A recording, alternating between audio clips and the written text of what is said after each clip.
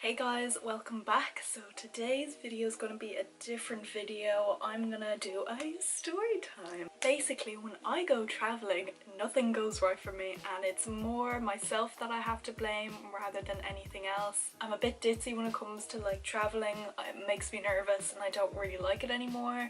I used to always fly over to England because that's where Dill used to live, and I used to always go over there, and then we went interrailing and then I went on holidays and all that kind of stuff, and it just, every time I went it made me more nervous. I thought I would tell you some of the funny incidences. I have 3 stories that I have to tell you that I can think of right now. I have loads more. If I think about more I might do a part 2.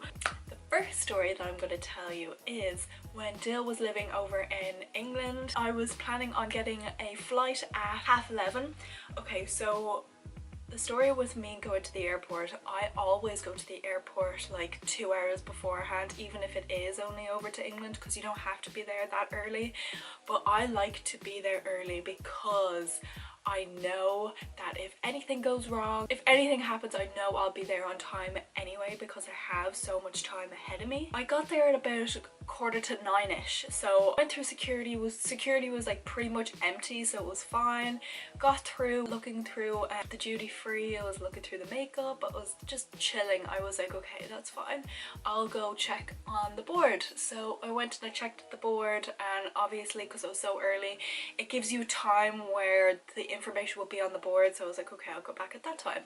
So it was in Terminal 1 because I was flying with Ryanair, and I sat down in Starbucks and I got a coffee, and I was calling my mom on the phone for her for like half an hour, I think it was. So I was on the phone to her and she was like, Neve, what time is it? I think you have to check your flight. And I was like, no, it's fine, I'll check in a minute. And then she was like, okay, I'm just gonna go. And I was like, okay, so I'll see you later. Yeah, then I went over and checked the board.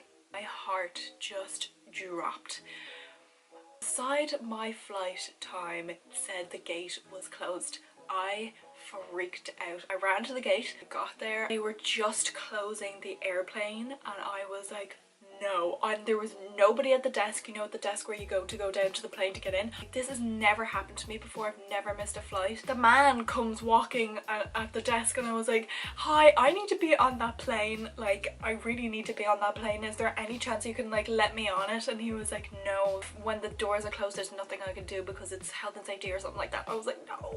And being the panicker that I am, I do cry. So I started crying. It was just like tears just kept flowing. So I called my mom going out of the, and I asked him, what the hell do I do? And he was like, we go back out to check in, and you have to check in again and get the next flight. When I went back out to check in, I was like, okay, just relax, it's fine, like we're here, it's fine, we can get a flight, it's good. And then I went over to the girl and I was like, oh, I missed my flight. And I started crying again uncontrollably. I was like, I missed my flight, I really need to get like a new one, I don't know what to do. And she was like, okay, calm down, we can see what flights are next. And I was like, okay, please do. And then I was my mom just called me, and I was like, hello mom, and then I was crying, and then the girl at the desk was like, can I talk to your mom? And I was like, okay, like, because I was in bits, and I was like, okay, here.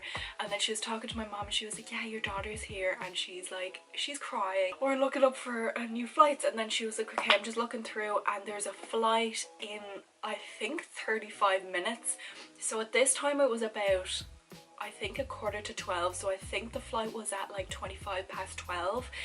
And I was like, yeah, just book it, it's fine. And she was like, okay, but you need to go straight through security and straight to your gate. And I was like, grand, that's fine. And I was like, thank you so much. And then she was like, go straight through security because the security line has gotten bigger. Go through security, and I was like, grand, we're good, we have about 15 minutes, so just check the board. In Terminal 1 the gates range from like 101 to like 120, and then in Terminal 2 the gates range from like 300 to 345 or something like that. They're different like numbers. So I looked at the board and I was like, that's weird, why is my flight at gate 312, let's say, I don't know, I can't remember. So I went down through Terminal 2 and I was like, oh, this is so weird, like why is this like my gate? So I start like walking a little bit faster because I'm a little bit worried about the time. So the gate is at the very end of Terminal 2, so I'm like, okay, this is taking me ages. I get there, it's Aer Lingus. Like, I don't know how I did. Okay, I just want to repeat this to you. I was flying with Ryanair. Ryanair, not Aer Lingus. I don't know what was going through my mind. That was not the first time I've flown at all. I knew that Terminal 2 had higher gates. I don't know why it didn't click in my mind. I don't know why like this happened to me. So I freaked out. I took off my high-heeled boots, took off my jacket. I sprinted through Terminal 2, went straight through where security was. And what happened was Aer Lingus was here and Ryanair was literally here. So like, even if I did want, like, there were the same flight going to the same destination at the same time, it just happened to be different airlines. So I was like, oh my god, of course this fucking happened to me. So I ran for my life. It was in gate 112. I will never forget the gate because I imprinted it in my head straight after I made that mistake. And I ran and I got there. I was out of breath, I was sweating, I was crying, I was just like my throat was sore because I was like breathing so heavily and I could see spots and I was like, oh my god. So I got there in time and I was like, okay, fine, grand. Then, no, that's not it. Like, bad things happen in threes, people. On the intercom, the lady, God bless her, she was like, okay, people who are going to Gatwick on flight blah blah blah with Ryanair, please change to gate 108 or something like that. So I was like, okay, fine. That was lucky because if I didn't get there in time, I wouldn't have known that. Got to gate 108.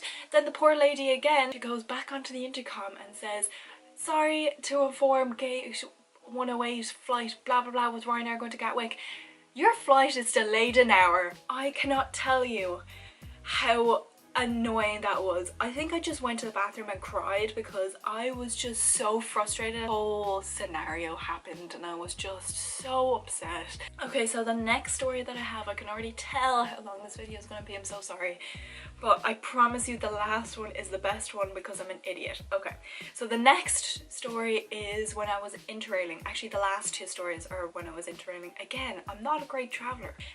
Anyway, in interrailing we went through loads of different places, but we started off in Paris. Then the next stop was Brussels, so it was like our first like train. It was so exciting, couldn't wait to get our travel started, you know, like first train, all that kind of stuff. So I had my camera out and I was filming all that kind of stuff. I was filming for the vlog that I have. I will link it in the eye up here. So because of things that have happened in Paris, there's a lot more security. So to get on the actual train, we had to go through security and we had to put all of our stuff through like an x-ray machine thing. So we took off all our bags, I took off my camera, I put it down. There was no trays to put your loose things in, so I just put the camera down and I ran to the other side to like catch the... It doesn't like fall off, but like all our bags were so compiled, I was like worried that it would like get squished. So we all took off our bags and I took my bag and of course it got caught in my effing straps and it went... You could hear the crack and I was like, oh my god. First train, I picked it up, I was like, no. I tried to turn it on, screen was blank, it was telling me that the lens wasn't fitting in properly and I knew it was the lens. I was like, oh my god. I was so annoyed. I was like panicking again. I was crying. I couldn't believe it. Why am I an idiot? Oh, that happened, but then we went to Brussels and then I got my camera fixed. The camera itself was fine, but the lens I had to replace, so it ended up being like €200, which was such a pain in the hole because it was the first trip and I had no idea if I would have enough money to like last me the whole month. This last story that I'm telling you is again on my interrail trip. Like, I have all these notes written down. So I don't forget. Like, this is just from the first story that I told you. So the last story that I'm telling you is, I can't remember if we were going from Amsterdam to Berlin or Ljubljana to Krakow. No, Ljubljana to... I can't remember. It was one of the trains that we had, an hour train. You had to get off, had like a 15-minute break, and then go on another train for another hour, have another like half an hour, and then go on for like another hour or something like that. It was like a mess. But anyway, it was the first train that we got on, and we were like so tired. Took all our bags off, and I was just relaxing. I took everything off, like my camera case, my fanny pack, my bag. I put my bag up, my fanny pack beside me, and my camera beside me. So when it came to us getting off the train, it was pretty simple because the train station that we got in only had like 3 platforms, so it was fine. So we got off the train, it was easy, it was grand. Then we went underneath, went over to the next platform and got onto the train, and lo and behold, I feckin' forgot my camera. I have never ran so fast in my life. I went straight through people. People were still getting on the train, by the way. It wasn't like empty carriage, it was people standing there. I was like, get the my way, I'm getting my camera, sorry. So I was like moving people out of the way. I was running, I ran down the stairs, and like I was going down in 3 steps at a time. At the end of the staircase, I missed like 7 steps, and I went flying, like flying down the staircase, and I fell on my knees and on my hands, like ripped my expensive leggings, by the way. The Nike ones that I got, they were on sale and they were my only size, so I'm like super upset about that. But then I got up, everyone was like ooh, everyone was like ah, and I was like no, it's fine, I'm grand, it's fine. And I tried to run away again. Damn it, Del. All of a sudden I hear this woman go, hey, wait, and I turn around, and this amazing woman was holding my camera. I could not believe it. I ran over to her. I was like, thank you so much. I gave her a hug. I was so happy. I don't think anybody understands how lucky that was. Yeah, they're all the stories that I can think of right now. I have a part 2 written on this journal, so if I remember things, I probably will. I have a lot more stories to tell you. If you like this video, please give it a thumbs up and subscribe, and I will see you in my next video. Bye!